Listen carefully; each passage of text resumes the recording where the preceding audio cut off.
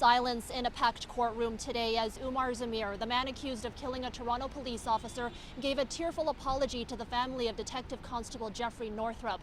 All this as Zamir gave his full account to court of what happened that night in July 2021.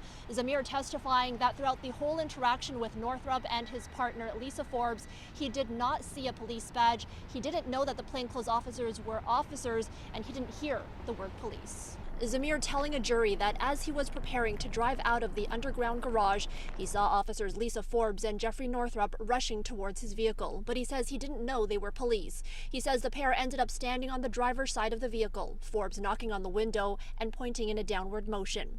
Zamir testifying that he locked the vehicle's doors, and that's when he says the officers began banging on the car, yelling, "Get out." He tells the court the banging is so loud that his 2-year-old son in the back seat begins crying and yelling, "Baba." "I thought I'll just go straight front. I'll get away from them," he says.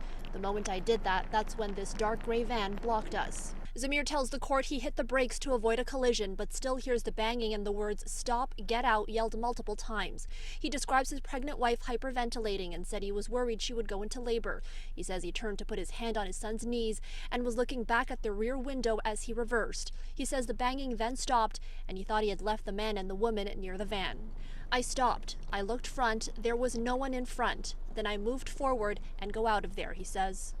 The 34-year-old tells the court he did not hear anything as he was driving forward except his son crying, and says he didn't feel anything except what he thought was a speed bump.